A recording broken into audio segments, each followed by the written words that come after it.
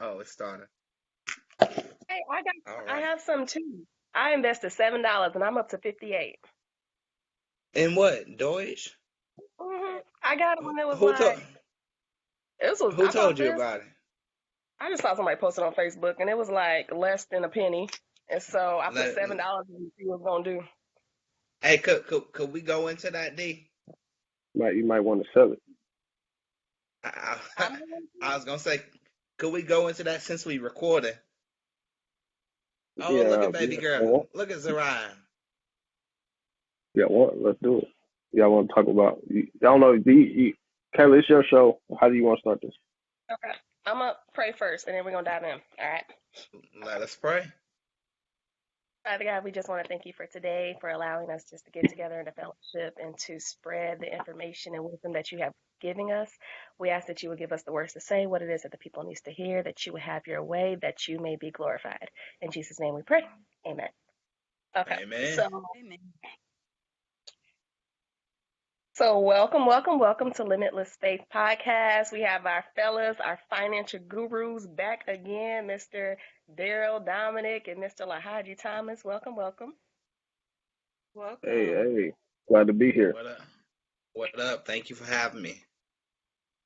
So I just feel like last time y'all just left us hanging. Like y'all gave us all this information, spit out all this stuff, and without like telling us nothing really. So he's like, okay, we trying to get our coins up. So tell us some ways about what we can invest in, how to invest, those type of things, just to actually build our revenue and whatever it is that we're going to leave our children. And yeah, so how do we add money to our name?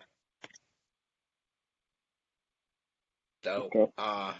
first of all, we are not financial advisors, so we need to say that off top because that we ain't that.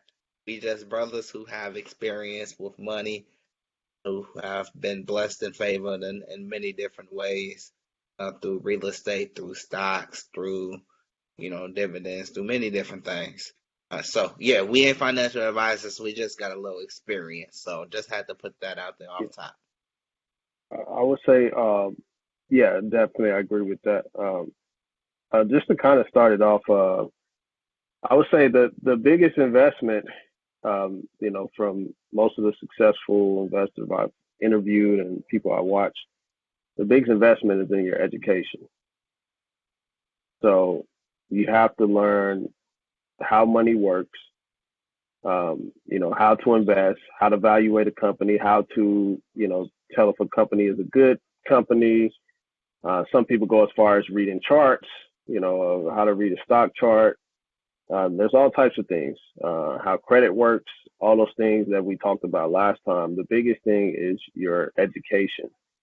And for me, I've read, quite a few books. I've listened to quite a few interviews. I've listened to a lot of whiteboard videos where they're breaking the different concepts down on the whiteboard, stuff like that. So I actually did due diligence of educating myself on how money works, how credit works, how investing works. And, I'm not perfect at it by no means, but I think that is the first step because if you just jump out there, you can get wiped out. Especially if you don't have the education. So right now we're recently talking about Dogecoin, and Kayla mentioned she just put $7 in, and somebody posted about it. I mean that's an easy way to get wiped out. Sometimes like you put money in. What if somebody said Dogecoin at 45 cents, and you bought in at 45 cents, and then it goes down to 6 cents? Then you lost all your money. So the biggest thing is your education because you have people that do. I mean, me and LaHaji and the Black Stock Investors Group, everybody's on there asking, oh, what stock do I invest in? What stock do I buy? What do I buy? And people are just throwing out stock names and stuff, and you lose a lot of money that way. And I've lost money that way as well by just following what other people are recommending. If you got money to speculate, that's different. So if you're wanting to invest in versus speculate, that's different. So speculation is like, okay, this is just like a bet. If I was just at the casino, I'm gonna put some money in this. This isn't my whole portfolio. This isn't all the money I have. This is just money I could play around with. There's times when LaHaji may send me an option that he's investing in, and he's like, "Hey, I'm buying this," and then I may buy it as just a speculative play because I didn't do any research on it. I don't know what the company's doing. I don't know what he's looking at, what's on his mind about why he's getting into it. So it's just speculative, and it's not me actually understanding the company and understanding what's driving the price up. So, and then if you're an investor, you want to get to know the companies that you're investing in. So if you like Apple, if you like, whatever company you like, you got to get on that website and read their financials. You have to learn how to read a balance sheet, learn how to read a cash flow statement, an income statement. Like, okay, does this company have a lot of debt? Does this company in good shape financially? What moves are they making? Stuff like that. And so those are kind of the things that you have to kind of get into when you want to start. You have to educate yourself first. Definitely. And I definitely agree with everything. And that also just doesn't go for stock. It goes for pretty much anything and everything that you decide to invest in. If it's your business, mark somebody great. The good book that we like to read, it says, Mark the Perfect Man. Mark somebody that's already done it. You don't have to duplicate the cycle. So mark somebody who's already done it, who's already learned the game, know somebody smarter than you, somebody bigger than you, somebody richer than you. You are the confinements of the 5 people that you hang around. So make sure you got some people smarter than you, because if you the smartest person in your group, who you about to look to for information? Like, education and knowledge is the key, and it's at the access of our fingertips. So definitely get that education. If it comes to stocks, learn, the charts, learn the fundamentals, and learn the technicals. Fundamentals, what's the business doing? How they move. Is it a good business? Is it a bad business? Whatever. The technicals, meaning charts. What's the chart saying? Is it going up? Is it an upward trend? Is it a downward trend? Learning economics. Like, what's the economy doing? When, the Rona happened, we should have known jobs. Everything shut down. Unemployment's going down. This unemployment's going down. That means people don't got the money to consume anymore. And since they're not consuming, then stock isn't going up because, no money's being funneled in. So now you see companies filing bankruptcy. You see companies going out of business. You see the strong being, stronger and getting bailed out, and the weak being weaker. You see America printing money like it's nothing and going even into more debt. Like, this is all information that's being displayed in front of us. And if we're not paying attention, we don't actually know what's really happening.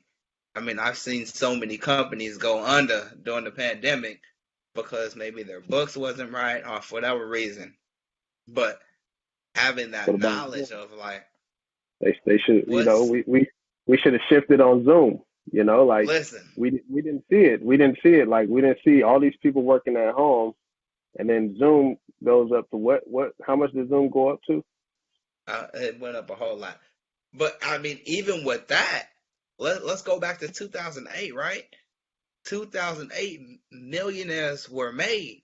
One thing that everybody should know is millionaires are made in recession. I made more money in the stock market than I've ever made during a recession because I understood buy low, sell high. I was just talking to my mother about her Alaska stock. Alaska stock dropped to $25 from 70. That's about a 60% drop. So you done dropped 66%. But the fundamentals of the company have never changed. Alaska's still gonna be Alaska, but they just ain't flying the way that they used to. Now I'm flying an Alaska flight and it's full, meaning things are getting back to normal. Now I'm educating myself. All right, so the economy is shifting. We're normalizing. We're getting back to the things in which that made the stock $70 in the first place. Alaska stock today is about $69. Had you been buying at the bottom, you could have rolled that thing up just like Dogecoin. But here's the thing. If you don't have that education and knowledge about what's going on around you, then it's just speculation. And if you lose everything at that time, you probably should have understood what you were doing in the first place. You can't be mad if you don't educate yourself before you. You said what? That was my question. That was my question. I was gonna ask you guys what was going on with the Dogecoin. I seen everybody saying that. I seen some people saying they lost money, and then I was seeing people saying that they gained some money. So I don't know anything about it, but I seen everybody talking about it on Facebook. So here's the thing. It's understanding how the market works. People who've been investing in crypto for a while understand a little bit better of how the market works. People need to understand just because it's going up, it's not going to go up forever. There's going to be dips, there's going to be roller coasters, ups and downs. So if you're trading is different from investing. Trading is I'm watching it, I'm in and out. I got a price point when I come in, I got a price point when I'm leaving. And I got a price point of how much I'm willing to lose. If you're an everyday investor and was like, oh, Dogecoin, everybody's investing in it. I gave the Beyonce example last time. Because everybody's doing it, because a popular person says it, I'm going to do it too. If you lose everything, that's on you. You should have educated yourself before you stepped into the ring. There's a great book that said, who comes to a battle before counting the cost? Count your costs before you invest your money, please. Educate yourself before you invest your money, because it's great to hit that quick win and everything, but here's the thing. You catch adrenaline because investing is psychological more than it's actually like learning stuff. So this is how people invest. You come up, you think the same way that you came up the first time is going to happen again because you got that quick win. So you come up, you might come up 2 times, you might come up 3 times, and then you're like, bet, it worked 3 times. I'm finna throw some more in. So you throw all of that back in, and that be the time that you lost everything because you didn't understand what was actually happening. So please count the cost. Please get that education. Dogecoin is great, but for me, it's a long-term investment. I see. Yeah. I see where it went up like 400%. They were saying in one day. I was just looking at the wow. Yeah. It's usually by the time you hear about it through mainstream media and stuff, it's too late. That's usually how these markets work. I mean, how many people started hearing about Bitcoin at 50, 60,000? When I started buying Bitcoin when it was 6,000 back in last March. So usually by the time it hits mainstream media, you're late, and it's more riskier, and it's more downside risk for it to go down. So I mean, Dogecoin I was buying under a penny at 0.002, and now it's at 45 cents. It can go higher. Don't get me wrong, it can go higher, but best believe when I started getting in it, I had less risk. I have less risk now than someone that gets in at the top. Someone that gets in at the top, it has higher for them to profit. And so that's kind of just my take on it. Is like usually I stay away from anything that Wall Street or any mainstream media pushes, because a lot of times it's overvalued. A lot of times they're getting the news late. I mean, when did they start reporting on GameStop? Like me and LaHaji was looking at GameStop before they even said anything about it. GameStop was at $60. $50, $60. And we were like, nah, we're not going to get in. And then, next week it shoots up to $200, $300. And then you see all the whole news media and everything around it, and people were buying in at the top. Some people bought it when it was like $400 something, and they got left holding the bag, and they lost a lot of money. So you have to be into these things early, in order to really, profit. And sometimes you may get too early. Right now I'm investing in a lot of uranium stocks, which is, I expect it to go higher. We're to have another bull market in uranium, which is clean energy and nuclear energy for a lot of different reasons. But I could be early. This could be another 5-year play to where, I have to sit on it for 5 years before I really start to see, reap my rewards. Same thing with Dogecoin. I was buying at less than a penny, but I had like 28,000 of them, which wasn't a lot, but it would have been like 16,000 a day, so, but I was sitting on it way too early. I bought it last year and I was just sitting on it way too early, and I was just like, this ain't finna do nothing. So I sold it. And then, then I missed out on a lot of money because I did that, and so yeah, you can either be too late or you could be too early. Sometimes you want to get in at the right time. When Dogecoin started going up to, 1 penny, 2 penny, 2 pennies, that would have been a good time to get in too. You're like, okay, I see it's going up. It's actually moving. Let me get in now. So that would have been a good opportunity as well. So yeah, that's kind of my take on it. So for a person who doesn't know anything about any of this, what is the difference between the Bitcoin with the Dogecoin? So Bitcoin, you said the difference between Bitcoin and Dogecoin. Dogecoin was started as a meme. It was started as a meme kind of cryptocurrencies because people can create those. Bitcoin is fully decentralized, so there's no one that can create more Bitcoin. There's only 21 million. 21 million Bitcoin are mined through computers, mining through mathematical equations and stuff like that. Then that's it. And whoever started Bitcoin, Satoshi Nakamoto, that's the alias he or she used. They set it up, and there was a system that just keeps going, and no one can shut it down. Versus Dogecoin, is just started as a meme cryptocurrency that was really cheap. And now it's getting a name for itself. Then you have Elon Musk, tweeting about it and stuff. So, it's just not the same as Bitcoin, as Bitcoin is fully decentralized. Decentralized means that it's not in the control of a central bank or a central government. Yeah, and then also, I know we're talking about Doge and Bitcoin, but this definitely goes back to the education piece. Like, there's more than just Doge and Bitcoin.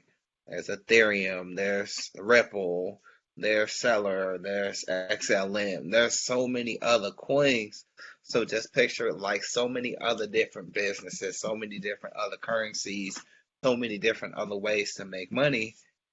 But it's important to know what these companies are doing, know what these coins are doing, knowing, one of the coins is like a virtual casino that funds everything. And also look at how the government, because when we're talking about economics, right, they have micro and they have macro. Look at what the government's adopting, look at what they're doing. And there's infrastructure plans. There's, by 2050, I think what electronic vehicles is about to be off the chain. They're funding charging stations across America, across the world, really. So don't just like look at the coins and the companies and which that are producing these things, but look at all the other moving parts and understanding those economics and how they all play a role into what we call the stock price or the price or the valuation of what's going on. The valuation is basically how much this thing is valued at. and each, company or coin has a different valuation. And based upon that, you'll understand like how much value we see in it and how much potential value that we could see in the future. So just a little Yes, tidbit. it's also market psychology. Psychology plays a big role in investing. Like for me, I'm a very contrarian investor. So I buy assets that are most hated. I buy stocks in China. People don't like China. I buy stocks in Russia. People don't like Russia. Um, I buy uranium. People hate uranium, due to nuclear accidents. The last one was Fukushima in 2011 when Japan had the earthquake. But people hate that. I buy oil. People hate it. It's cheap. So I go the opposite way of where the crowd is going. Now, as a trader, you can, profit off of the way that the crowd is going if you don't have any emotions tied to certain things. I mean, LaHaji's traded a lot of narratives, like, especially when we had the vaccine, we had EV vehicles, all of that. It was just all rotating. LaHaji would be like, yeah, this is what I'm playing this week. And he was trading those narratives and he was able to profit off of that. For me, I buy what's cheap and hate it because eventually it's not going to be hated.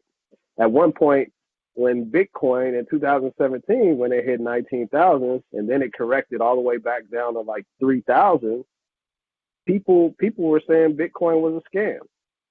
Nobody was looking there. Nobody was buying it. Litecoin, I had Litecoin at $40. Ethereum was at $150. It's now at 2,500. So like people hated those assets. People were like, this is a scam.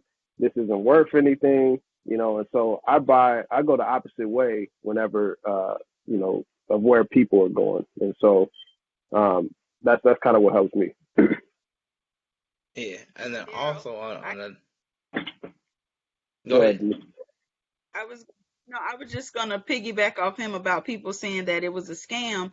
I know a lot of people were saying on Facebook, like, if you got Bitcoin in your profile, I'm not accepting you. So it was a big thing on Facebook where everybody was stating that they believed that it was a scam.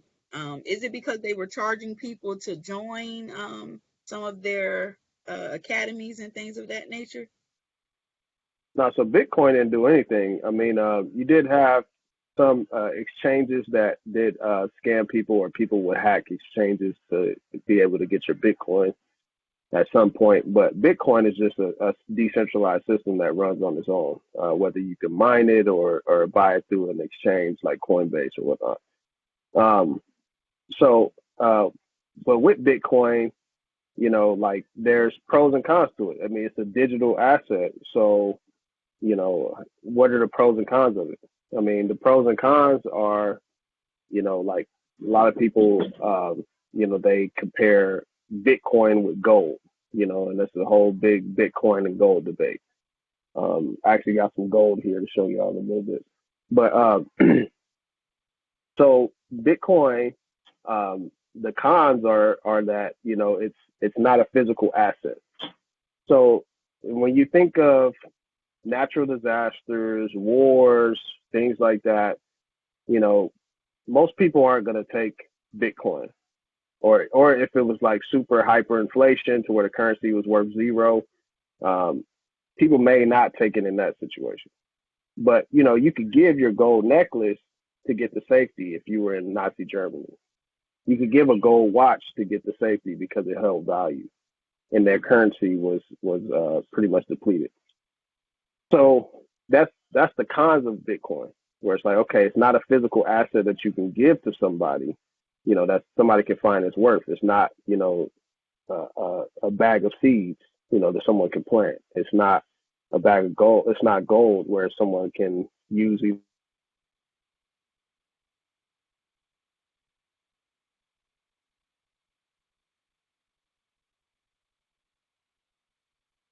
You froze. And So whatever you just so said, yeah, you froze. okay, yeah. So, point. It's the cons of like It's not like a bag of seeds you can give someone, a bottle of water or gold or fuel, not a physical asset. However, some people, make the case of like, you have people that have a lot of gold that's stored offshores and safes and things like that. I mean, you can't travel on a plane with, huge bars of gold that are super heavy, but you can go with Bitcoin, where Bitcoin, you can remember like a 12-word phrase based off your digital wallet, and you could be like, okay, you could take the money with you, and on the little hard drive versus like gold being, it could be a bulky asset if you have a lot of it, and it's going to be hard to travel with.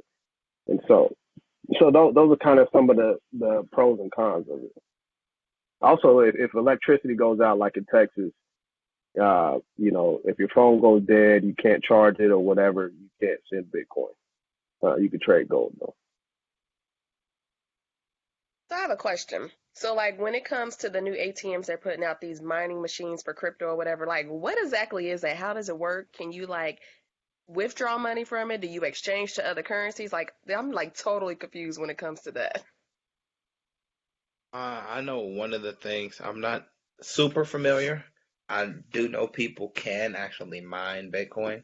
But one of the things that I am familiar with is we're seeing a lot of institutions start to have Bitcoin be an actual currency. So when you see things like Square, where you could actually send people Bitcoin and you could actually use Bitcoin that you have to pay for things in certain institutions. And Square, if you pay attention to Square, a lot of businesses use Square to utilize their transactions. The little thing you swipe, it's on your little iPad, all of that stuff. And so, like Square is or Bitcoin is becoming an actual currency uh, to actually pay for stuff. When you buy a Tesla, I mean, you could use Bitcoin to buy your Tesla if you got enough Bitcoin out there. So I know that doesn't really answer your question, and I know you can mine it, and don't know a lot about actually mining it. Um, but what I do know is we're seeing a whole lot of institutions out here start to accept Bitcoin as an actual currency, meaning you have the US dollar that we use, and now we have Bitcoin. And if you pay attention to what things were going on during the Rona, they were talking about what? A digital currency. So it definitely goes back to understanding the whole picture of what's going on and how things are moving. You're seeing the government. Pretty soon we're going to see the government start to regulate what? Money. And money that's not actual money, but they're going to see, because the government want their hands in everything, you're going to see them regulate Bitcoin. Bitcoin is kind of not regulated that much. Now you can buy and trade it LaHaji, as many times. I know you were talking about the economy and obviously the money. Do you Hmm. think that they're giving out all of this money, with the stimulus checks and all of this? Where do you see the currency and the economy going right now? Well, Well, eventually we're gonna again, go. Go ahead, D. This is you. yeah. Well, the more, I mean, I think we talked a little bit about this last time. The more you print of something, the less value it's going to have. So we've printed about 25% of our money supply in the last year. Um, Last year we ran about $4 trillion in debt deficits. We were already operating at a $1 trillion deficit for our budget deficit. So for the government's budget, every year they weren't collecting enough taxes to pay for the things that they were spending for, the things that they're promising.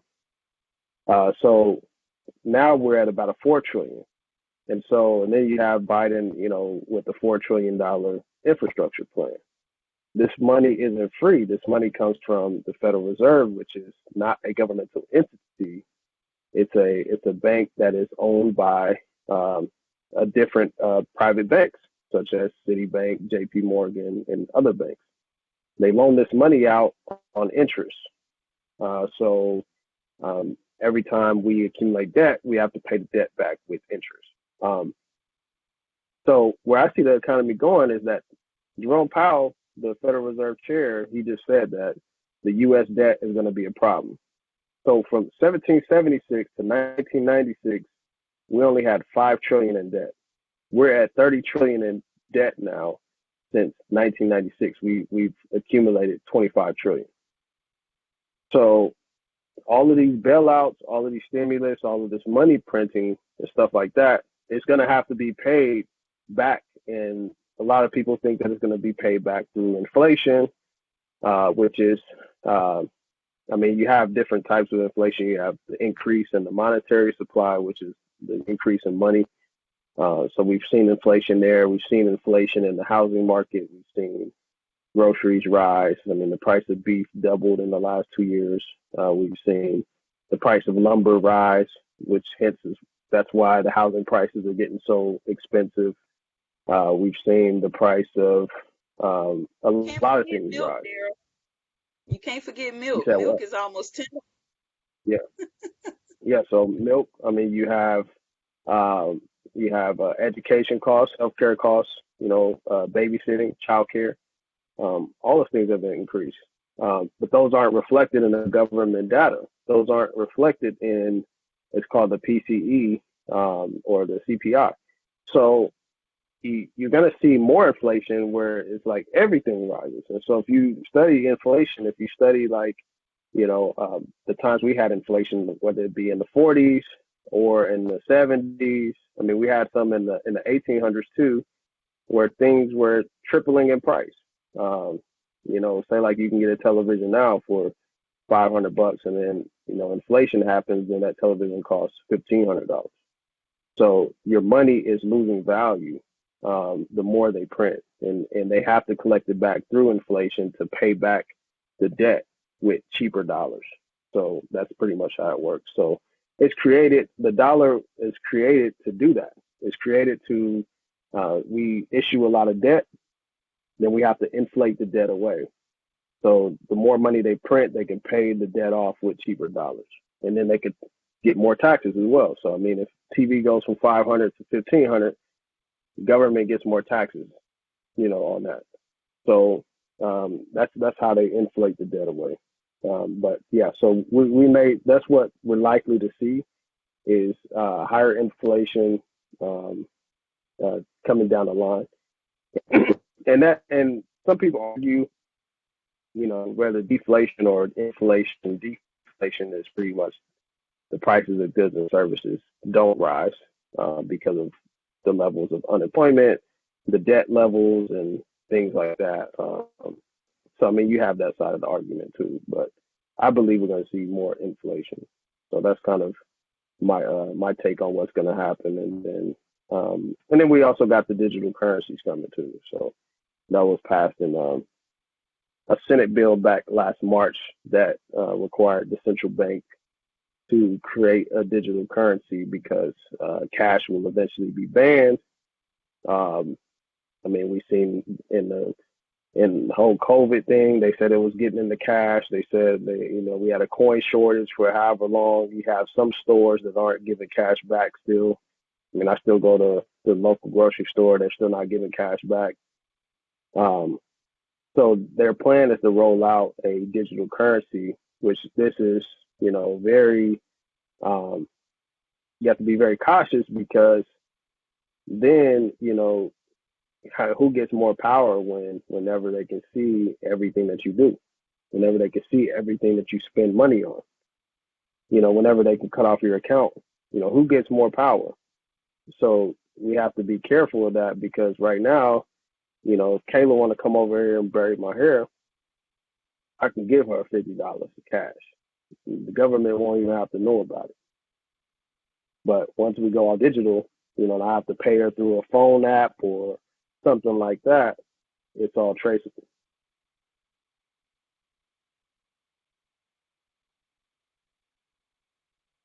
Definitely. And then also, let me put this in an example.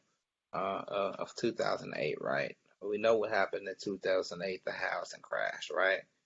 What happened? They was giving out mortgages, giving out mortgages, giving out mortgages, giving out mortgages. What are they doing now? Giving out money, giving out money, giving out money, giving out money. Where that money coming from? Where the mortgages came from. Banks was giving them out, but you had to pay it back. There's an imbalance happening. And we out here like getting this extra 300 for these kids. Listen, monthly? Let me tell you, I'm gonna have some more. Nah, don't do that. Listen, 1,400, I'll take it. It has to get paid back. In 2008, when those mortgages couldn't get paid back, what happened? They took your house. So when D is talking about inflation and things going up, we're seeing it in front of our eyes. Things are going up, and it's going to become your paycheck ain't raising. I ain't got a raise in 2 years. They ain't giving raises no more unless you work for a corporate agency that has the money to give you a raise. If you work for a nonprofit, if you work for, they ain't giving big raises like that. I mean, so inflation is going up, and your money is either staying the same, because if it's staying the same, you're losing money because the price of the goods is going up and your paycheck is staying the same. You ain't paying the same thing. You paying more for your house. You paying more for that car. You paying more for that food. So things begin to pop. And now, when we talk about budgeting and stuff, right? If you paying more for what you used to pay for and making the same, now you got to rob Peter to pay Paul. Now bills are going into collections possibly because you used to budgeting off of this, but because things cost more, now you're trying to find a way to make it happen. And we're not even going to mention unemployment because, it's there. It's present. It's relevant. So when you take all those factors into consideration, we got unemployment, we got inflation, you got personal finance, the way you used to, working your money to where you have to work your money. You got to recondition it to the new time. And some people aren't really good at adjusting to the new time. So with all of that, somebody's gonna be impacted, is what I'm saying. Whether it's holistically as an economy, whether it's individually, whether it's I can no longer afford my house, I can no longer afford this business, I can no longer afford whatever. Because here's the thing, let me tell you. My taxes on my house is still going up and I still make the same amount of money. So the government's still getting the taxes to pay for schools, to pay for parks, to pay for everything else. But I'm still making the same amount. So if I don't adjust and shift to what's being asked of me, now they're going to put up my house for auction. Now my credit is going to go down because now they done took my house away from me. They evicted me from the loan that I could afford based upon the conditions of which society or the economy was at when I bought it. But now that they've shifted and raised things, there's a new expectation. If I cannot meet that expectation, then they have every right to come take it because that was the contract in which that I signed to start off with. So understanding like holistically what is happening to me, what is happening around me, and how do I navigate all of this, because somebody's going to be impacted. And in the end, we got to understand the game that we playing. And the game is the government runs things, and we have to operate accordingly and understand the system in which that we're in. That's the difference between me and somebody who may not, have the same style. I understand the system. I understand inflation. I understand economics. I understand, supply and demand. I understand all of that because I took the time to sit down and, learn it. If you understood this, then you could play the game that they're playing it. So you're not going to complain about the taxes, going up because I already, oh yeah, stuff is gonna, stuff is about to get real scarce because there's about to be a short supply. When there's a short supply, they have every right to charge whatever they want because it becomes more exclusive. So understanding that's the game, I'm not tripping about stuff going up because I know the game. So when we talk about um, the impact is different for everybody and everything. But it goes back to the education piece of learning and taking the time to understand what's happening around you. Because, Yeah, yeah. I was oh gonna yeah, say, one important thing, with this is becoming your own central bank.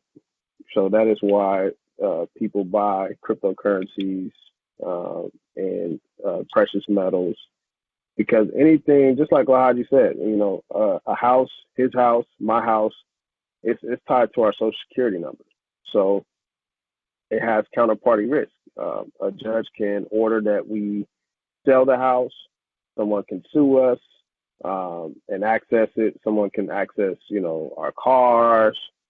Anything that's under our social security number is at risk. So that is why I buy things like, silver. This is a 2-ounce silver coin.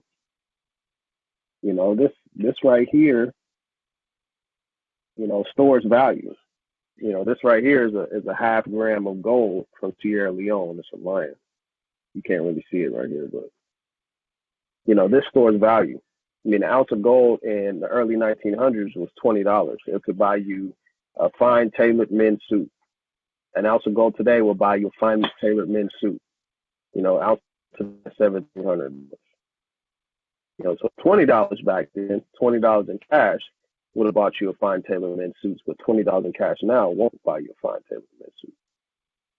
So you have to store value, and you have to be able to have money out of the system. That way, you eliminate counterparty risk. I mean, I don't encourage, men to, get over on child support, but like, hey, like, I have thousands of dollars in these, that no judge or anybody knows about. They don't know where it's at or anything. They can't look at my bank account. I mean, my barber, child support went into his bank, into his Robinhood account, sold his stocks to pay them. So stuff like that, and thinking about, and I'm not saying like, oh, people need to, he wasn't paying his child support or anything like that. He's actually a pretty good dude. But, it's just the fact that people have that much power over your livelihood, over your finances, over your assets, things like that. You want to have something out of the system. So that's why I, elect to become my own central bank. So that's why I do precious metals and cryptocurrencies. and I'm going to add to that because it's something that a lot of people talk about. The difference between W-2 and 1099. And with that, your W-2, you being taxed at a 25.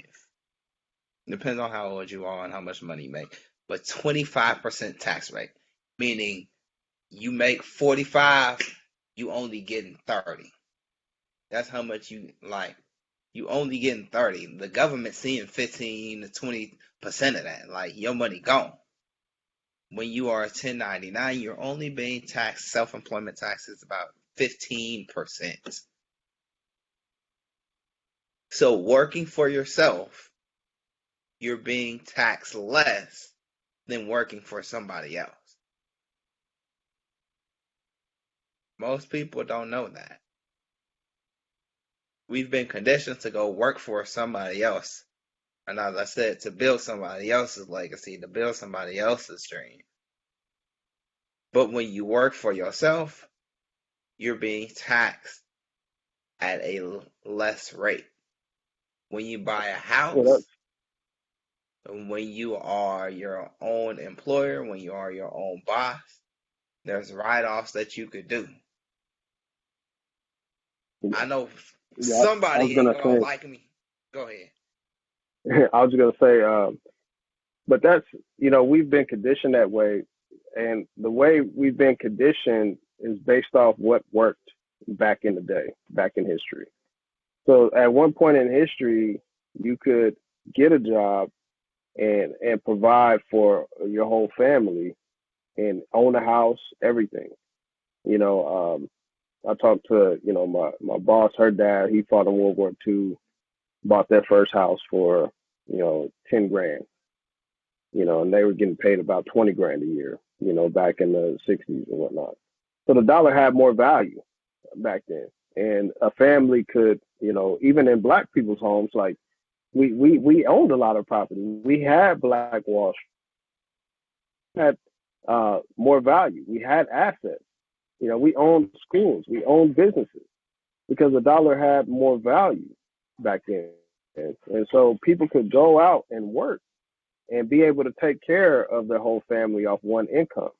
Now, how many incomes does it take for a family to live? I mean, you got 3, 4 people, working full time, in one home. So that's kind of the change that has happened. So, we did used to be able to go out and get a job and be able to provide. That's not the case anymore. We used to be able to go out and go to college and be able to be successful. That's not the case anymore. I mean, unless you're going to college for something that's like engineering or something like that, in finance, accounting, things like that, you can make money. But if you're going to college for social work, you're not going to make money. You're not going to make a whole lot of money unless you're, doing your own type of business, your own counseling or something like that. But so that's kind of the difference. Now we're in a new age, we're in a different time, and we have to think, more clearly. Okay, what worked for our parents when our parents encouraged us to do X, Y, and Z, doesn't work for us in our generation because the dollar has lost so much value. Our wages aren't really increasing, and things like that. So And for So the let me ask record, you this. social workers, Yeah, go ahead. I was gonna say for the record, social workers make bank if you do it right. I'm just saying. And it's about understanding the system, right? Because I definitely am a social worker, and there's ways to be a social worker and make, 100K. I mean, I know social workers in Seattle that get paid 100 to 120K, and I know social workers in St. Louis that make 50. I mean, yes, economics is a little different in Seattle. They actually pay people a whole lot more and it costs more to live, but I mean, there's ways to do it. And so as Dee said, understanding your time, understanding your present, and understanding the system.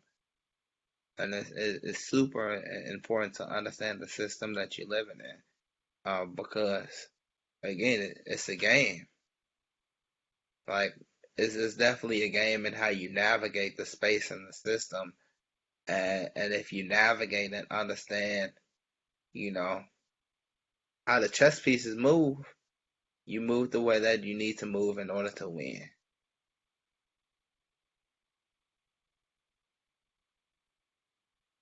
So I'm gonna back up a little bit when you were talking about crypto and how they can possibly, be able to get their hands on it and control it. So, Darrell, before you told me about this little pocket wallet thing that you bought for crypto for your Bitcoin, what is that and how does it work? And are they still able to access it when you have that? You are still on mute. that's a ledger, that's a hardware wallet. that you send your crypto to from different platforms. You cannot send crypto from Robinhood.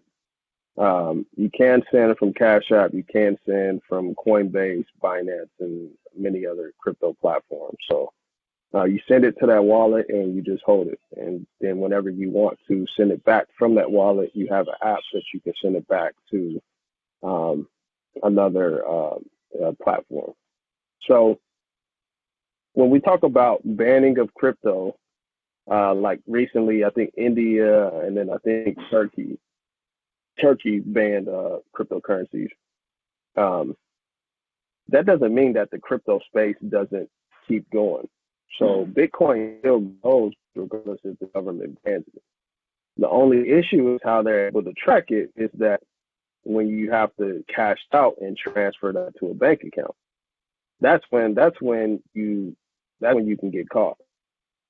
But you can send crypto to another person directly from your wallet. I mean, like I can send it directly to you. Like you give me your wallet number. Okay, cool. I'm about to send it to that wallet number. Let me know if it shows up in your account and stuff. So I mean, there's ways that you can get around that. And they can't control like its own wallet. It's still centralized. But once it goes to that bank account, then it's different. And that's why I think, when we get to the digital currencies, which China already launched theirs, and then we're working on ours here, the law says that we all have to have an account with the Federal Reserve. And so they're called Fed accounts. So every business, every citizen has to have one there. So, imagine if they ban crypto and then you have to send your crypto, you have to cash out and send it to that bank account. Then you can get into some legal trouble there. So that's kind of, one of the things that that you have to think about.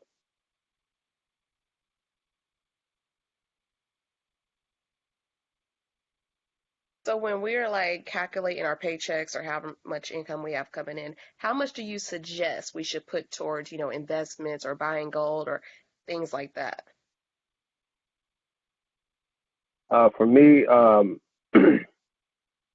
there's a book I encourage y'all to read. It's called Pay Yourself First. That's a good book for starters. And it talks about just how much percentage you should, put out of your check for paying yourself first. You want to pay yourself before you pay any bills, pay any landlord or whoever. Pay yourself first. And they usually go based off a percentage. I forgot if it's like 10, I think it's 10% or something like that. So, and it also depends on, how much you make, how much you can put in there. Now for me, I went through a phase where I paid myself first, and then I didn't have enough money for the mortgage. And I was like, okay, well, I'm about to get up off my butt, go hustle, do some Instacart, some DoorDash, and pay this mortgage. So that was a habit that I built because then I was able to then I was able to focus on paying myself first and change my mindset to how can I afford this versus I can't afford it. So it really challenged me. And so that was kind of what I did. And so if I, put, $200 in precious metals, I'm like, all right, well, I'm $200 short on a mortgage. I need to go out, do some orders, stop being lazy and pay this mortgage. And I will put that pressure on myself. Now, worst come to worst, I could sell my investments, to pay for it. But that defeats the purpose. The purpose is that you get out of your comfort zone and get out there and hustle, and be sure that you pay yourself first. Definitely. And then I would second that by saying know your own personal financial situation. Because some people are, just going to be the check type people.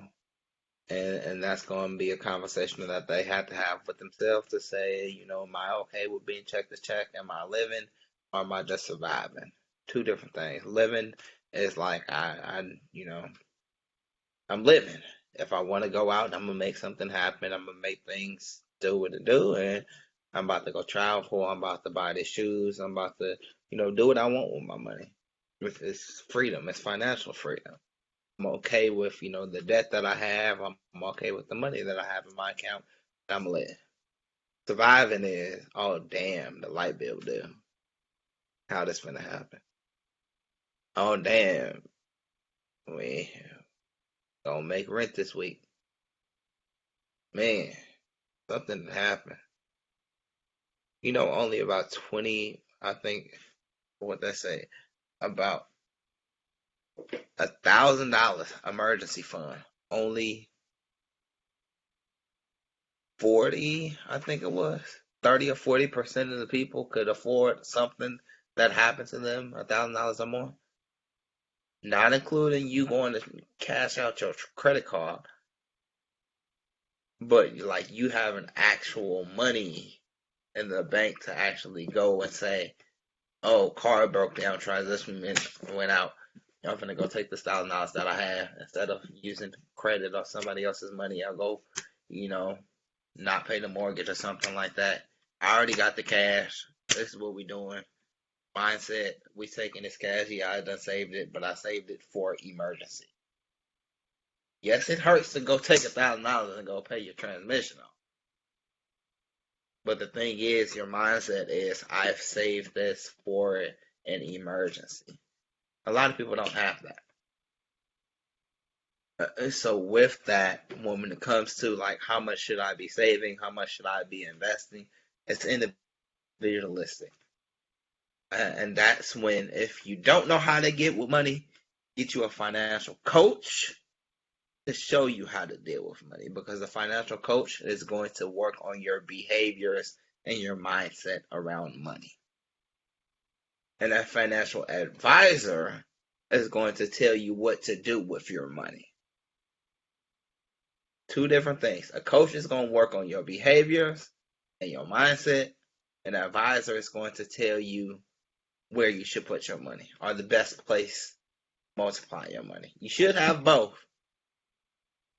But the first thing is, if your behaviors ain't right, then your money ain't gonna be as tight as it probably needs to be.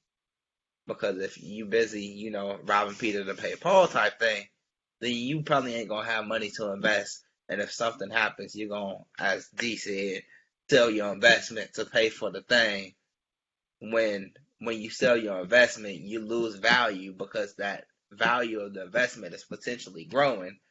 So you take away the money that you save plus the growth that you're gonna get in order to pay for something that you got.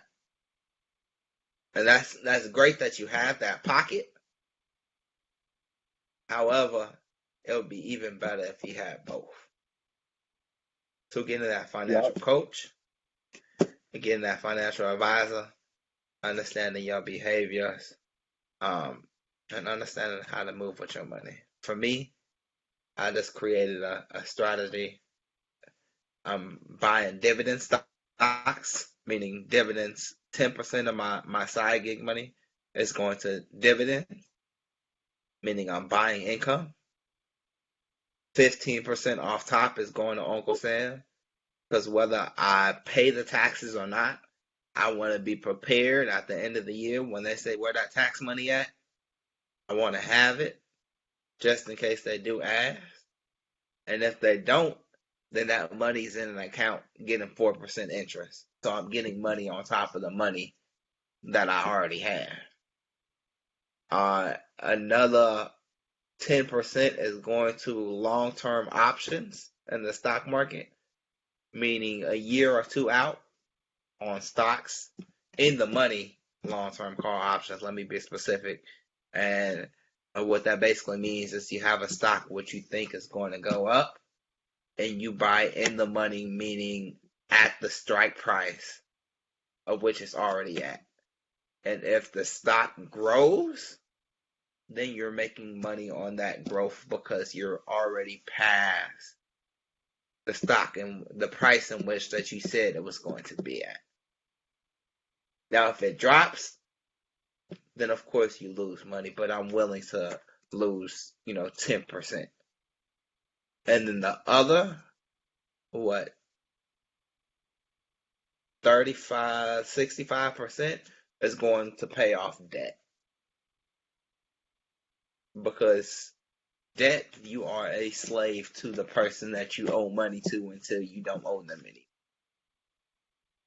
And then once that gets freed up, then my cash flow is now on overflow. So everything that comes in is now going towards dividends, it's now going towards options, it's now going towards real estate because I don't owe anybody anymore. So that's why that 65% is so large for me, is because I want to get rid of the debt as fast as possible so that I could buy more income, so I could get more money and make my money make money instead of paying money to them so that they don't take money from me from their interest. So that's for me and my strategy.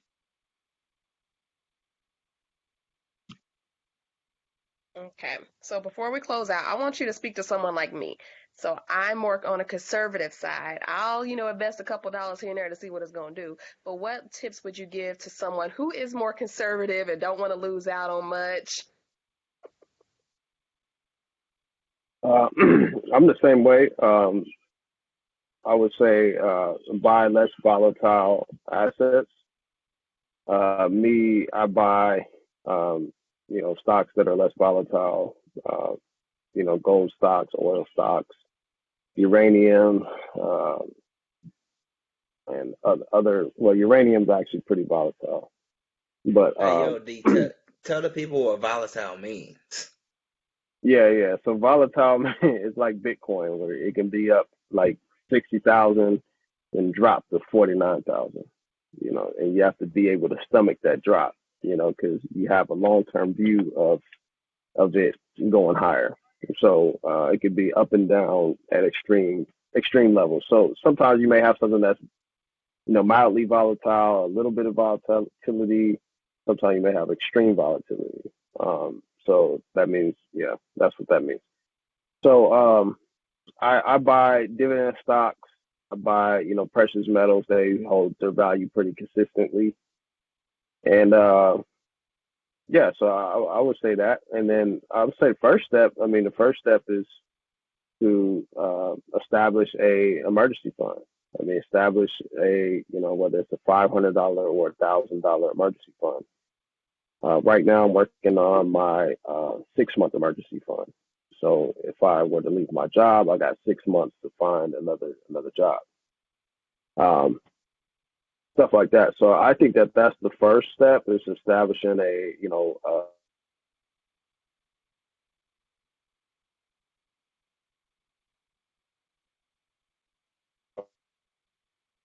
don't have to sell your investments to pay for that.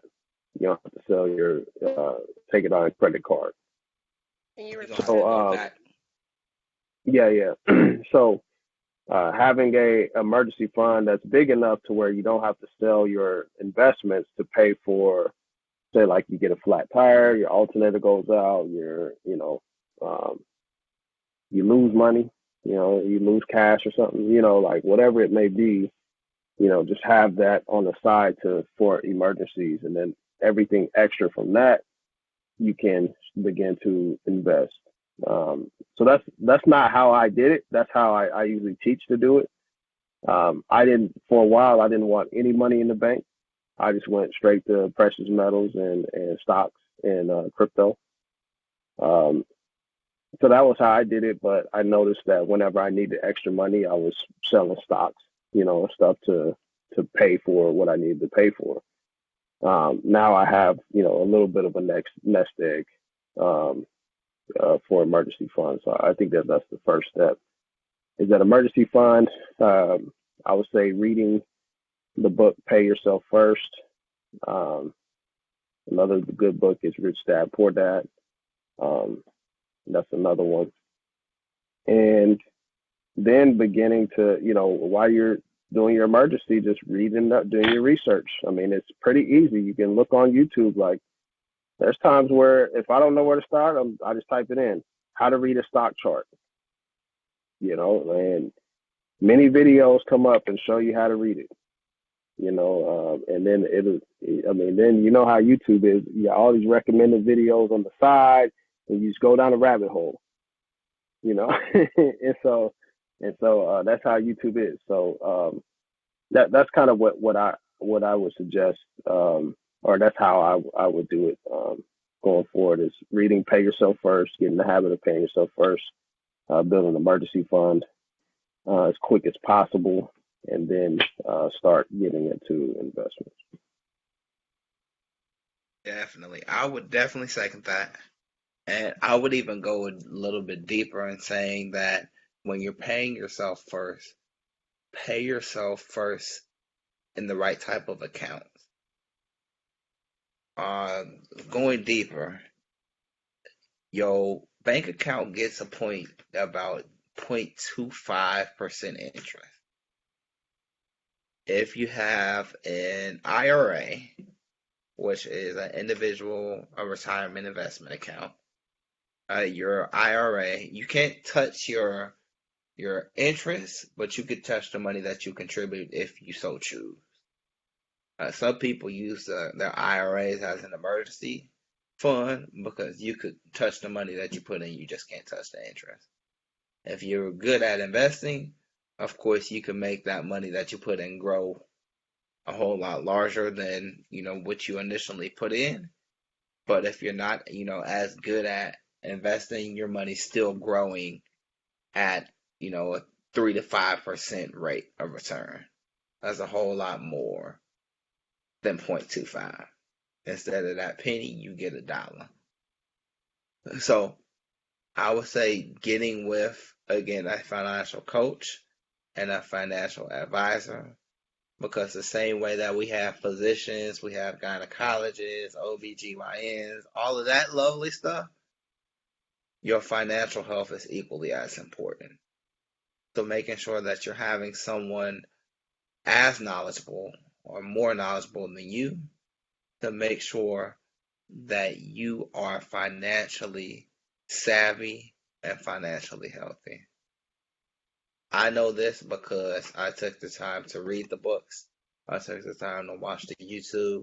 I took the time to go through the experience of learning how money works. And as I learned more, I took on more. And I try not personally to keep money in the bank. And instead of saving money in the bank, I'm maxing out my life insurance policy. And when I max out my life insurance policy, if you have a whole life or a universal life policy, you're getting what they call cash value. So it's cash connected to your life insurance. So not only are you insured for your life, for your whole life, but you're also generating 3, 5, sometimes 12 to 15% interest on that money. And here's the kicker. It's not taxed. So this is tax-free money that you're getting because you're borrowing your own money, you're becoming your own bank. It's not you're borrowing the Fed's money, you're not borrowing, the credit card, bank's money, you're borrowing your own money. So yes, that's like 1% interest rate or something like that. But the government or the banks is charging you 15 to 20%. And that's based upon your credit. When you borrow your own money, you don't have to get your credit checked. You can just say, hey, I need my money and I need it now. Whether it's interest or no interest. Borrowing your own money. Like, hey, I need that. You sign that you borrowing it. They send you an ACH, automatic credit cash transfer. That'll be in your account in 3 to 5 days. So I would not only say get your emergency fund, but get you some vehicles that are going to help you grow your money, like a IRA, like a whole life policy, like understanding how these municipal bonds work. Like, what else do I do? I do peer-to-peer lending. That means that it's a regulated entity. I work with Prosper. It's the organization, well, the business that I do. I give Prosper money to offer loans to other people. People take those loans, and when they take those loans, I'm essentially the bank because I'm picking the credit profile in which that they're investing in, and then they borrow the money, and as they pay back the money, I get a piece of the interest because I let them borrow my money. So with that, that's basically like a dividend. Every month they pay off the interest, I'm getting a piece of the pie. So understanding your emergency fund, and then understanding what liquidity means, that basically means access to your money, how quickly you need it. And then they also have, what type of return am I getting in these different accounts. And I have about four. I got a long term, short term, and a mid term. Long term, I don't need this for a year. Mid term, 3 to 5. 6 to forever. So 6 to forever is what I call my millionaire account. That's the one I'm finna live off of. 3 to 5 is like I'm trying to buy another house, or I want to be married with kids and this amount of money or whatever. That's 3 to 5, and then my short term is like I got a vacation coming up, or whatever goals in which that I have. And then there's the emergency fund, which just stacks and saves. So on a conservative tip, again, getting that financial coach to understanding your behaviors, getting that advisor, and if it's not like an advisor, somebody that knows money and knows how to navigate it, and having those conversations. Like, we gotta start having these conversations about money. Like, money's not a scary topic. We've just been trained not to talk about it. We've been trained not to say that we don't need help. Oh, I'm broke, but I'm just going to stay silent over here because I don't want nobody but to know that I'm broke because it's embarrassing to be broke. No, somebody told you it was embarrassing to be broke. So since somebody told you it's embarrassing, you're just going to shut your mouth and live in silence. And then when it gets bad enough, then we start to ask for help, if we do. So, I mean, if I had anything to share, ask for that help. And ask for that help before you get there. Ask for that help regarding coaching. Ask for that advice. Ask, how money works in the systems in which that we play in. Ask all of those things because there's super knowledgeable people out here who's willing to share. We just got to go get the information. Money is not a scary topic at all. We've just been trained to be scared to talk about it. So, get that money. Get that money. We can't live in poverty no more. We can't. Like, we don't live there. We live in abundance. We got to change that mindset, y'all.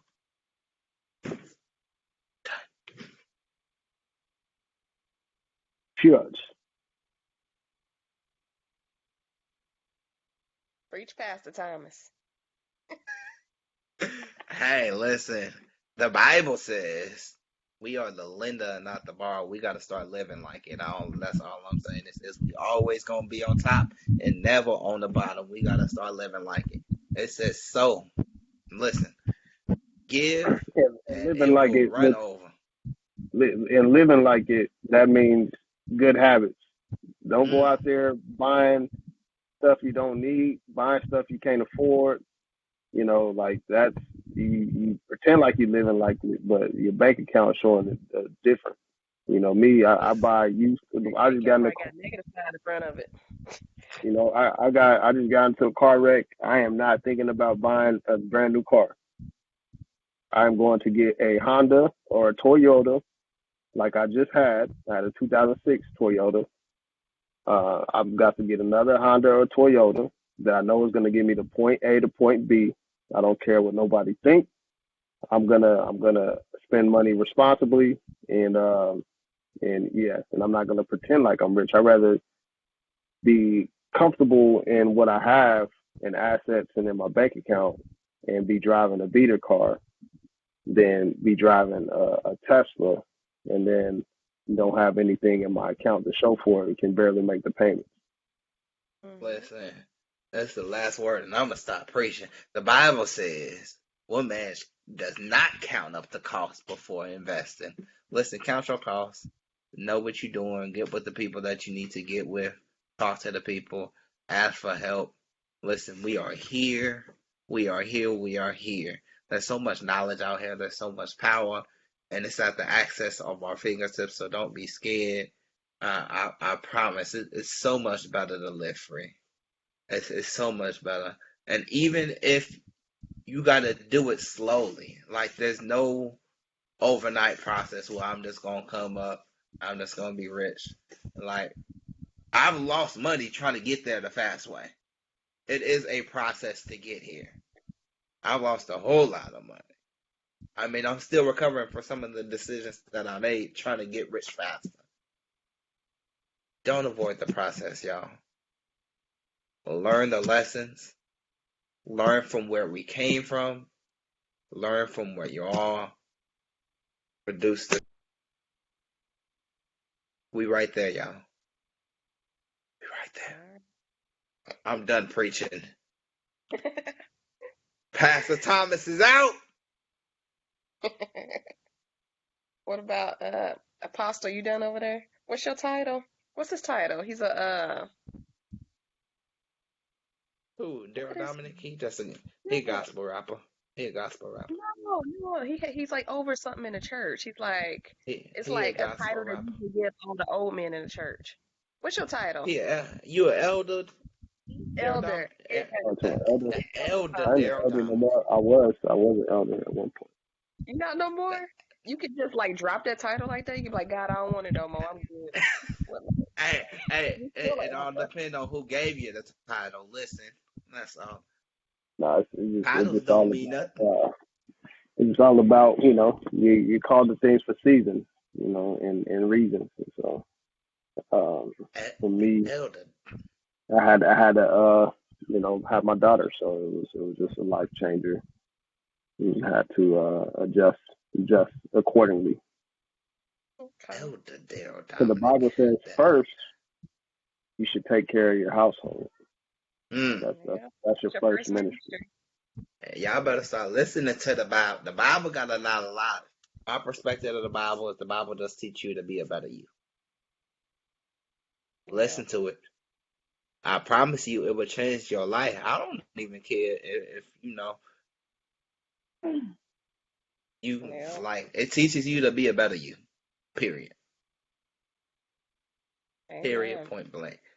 What you got for us, Janice? Dr. Gilbert over there. I'm sorry, I had to put my phone on the charger. We still recording? Y'all still recording? I thought y'all had that cool stuff. You got any final words? You want to give the benediction to the people in the back?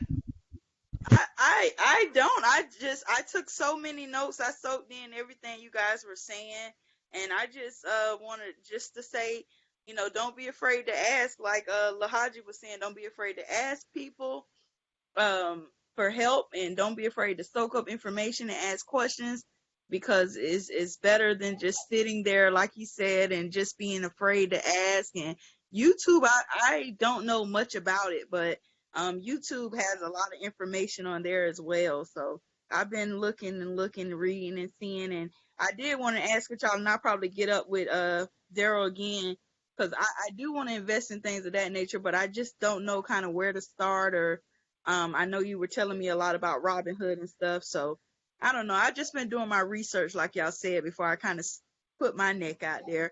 I'm like Kayla, I put my little $7 and try to figure it out. So I'm gonna give y'all a quick tidbit on how I got started. I got started on Stash investment. Stash is a great platform that I think is great. It's a long-term investment platform. It allows you to invest as little as $5. I'm gonna say that again, $5.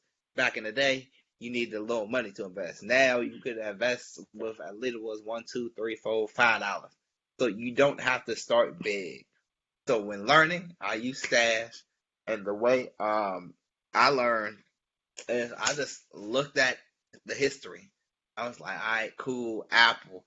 Let's go 5 years because I don't want to know what you did last week. I want to know, have you been consistently performing?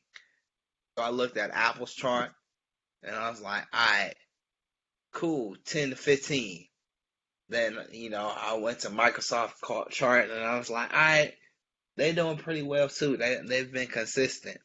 Then I found my baby Nvidia, be however you say it. That's my baby right there. They are doing some big things. I'm not saying go invest in them. I'm just saying do your research before you get in. Yeah, My and, man I was D. gonna say, yeah, and there's no more excuses. Like to be honest, like like I understand, like we have systemic, problems and stuff like that. But in our current day and age with technology and everything, we have way more access to be able to build wealth than any time in our history here in the United States. We have access to internet. We have access to brokerage platforms. We have access to, studying, stocks and how to learn how to invest, all those things. Because before, like you had to get like a broker, and every time you bought and sold a share of a stock, it cost you $7 or $10, I think, something like that. But now, you have brokerage platforms like Stash or Robinhood that don't charge you those commissions. So a lot of barriers have been eliminated. People just have to educate themselves, and the Bible says people perish from a lack of knowledge. So we have to educate ourselves and utilize this time in our lives where we have access to be able to build wealth and break generational poverty. Yeah, and that's all I did. I opened Stash. I looked at the charts. I was like, this is doing the best, so I went with that one. And I knew what I was willing to lose, so I only put $5 in it just to see what I $7. I only put five, and then I waited to see what the five did. I didn't wait a day. I waited about a good month to see is it gonna work or is it not. And then I was like, all right, cool. I got a few pennies. Let me throw a little bit more in there to see what's up. Threw a little bit more, and then that gave me the opportunity to get comfortable making a little, losing a little, making a little, losing a little, making a little, losing a little. So then, as I knew the history, I added my emotions to it because I added my own money. It was a small risk, but another thing, don't compare your risk to somebody else's risk. Somebody might put $1,000 and they could lose 1,000. You might put one, but you might not be able to lose that one. But we so caught up in, oh man, I should have put more. Nah, manage your risk. Don't compare yourself to somebody else's portfolio. Somebody made it big. Don't do that. So I started with Stash. I looked at the charts, found something consistent, put what I was willing to lose, my small little dollar in there. But to me, that dollar was worth a lot because I work hard for that dollar. So, and I was, fresh out of college. I, I was in AmeriCorps actually making like $5 an hour because, you know, that's what they do in AmeriCorps. It's service. I love AmeriCorps though. Shout out to City Year. But with that, like, that dollar was a lot, and that dollar grew, and that's how I learned. I measured based upon my own standard and what I was willing to lose and what I. And then as I learned the chart, I got more comfortable. And then last year, somebody introduced me to options, and options changed my life because options, you can make a whole lot of money in a whole little time if you do it right. I'm still learning how to do options, so I don't trade them as much because you could lose a whole lot and you can make a whole lot, but losing a whole lot isn't fun because when you lose that lot, it's gone. And so once I, perfect my options, then I'll be willing to share a whole lot more about that journey. But in terms of stocks, I picked that stock that was consistent, picked that growth, measured what I was willing to lose. And then as I got more comfortable, I started adding more, and adding. What people don't know is a few YouTubers have showed this $5 a day.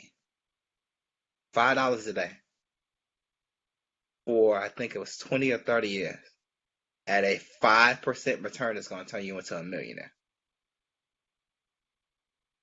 And there's stocks out there that get 5% like it's easy. It's easy. Which ones? Which ones? They got a whole lot. The stock market is full of them. If you would listen to what I just said, I just gave you a few of them that will make you some money. That's all I'm. But I mean, just look at the growth. Look at what's happening. Look at the environment. I mean, look at the companies that are booming. Look at the companies that haven't went anywhere in years. And then, as you learn those fundamentals of the companies, um, I mean, look around your house and see what controls your house. I bet you if you look at how I got 1, 2, 3, 4, 5 Apple products sitting in front of me right now. What controls my house? Beats, Apple. Phone, Apple. MacBook, Apple. iPad, Apple. Listen, invest where you spend your money.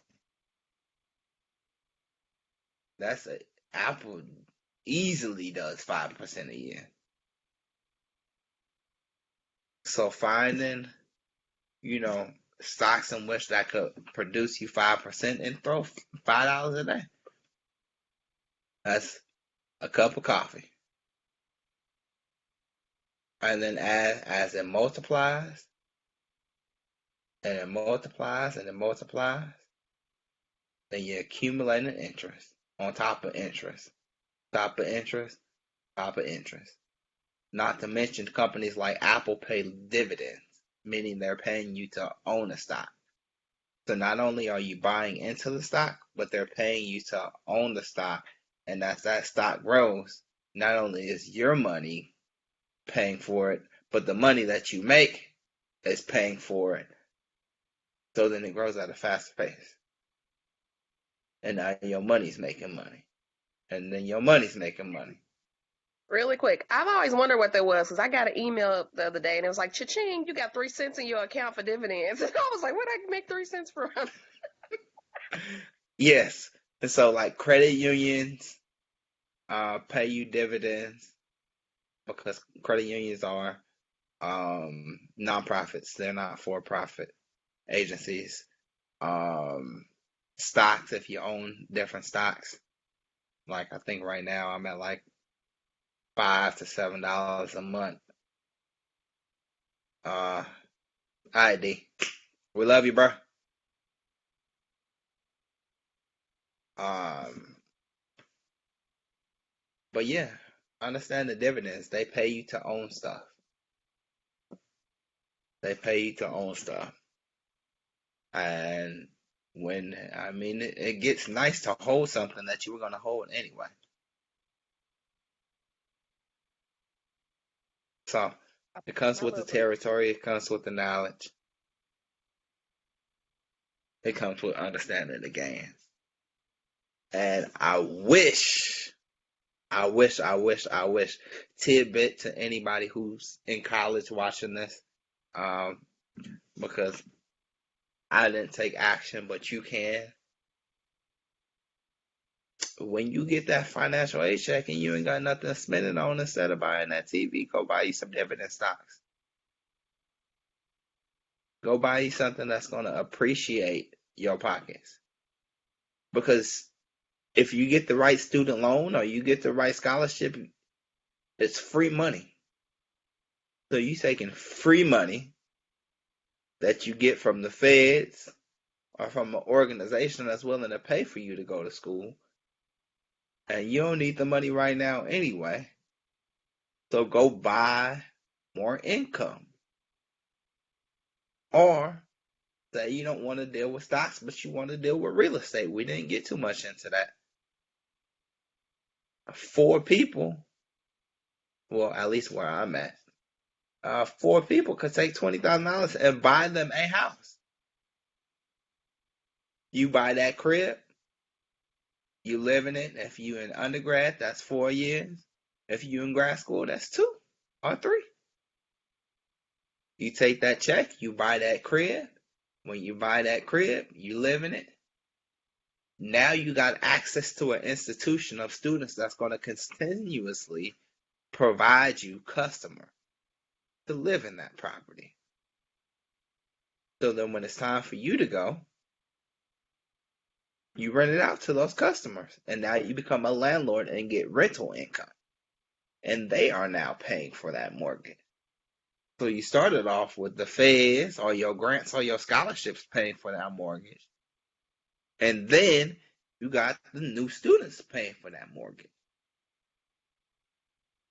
Free money out there.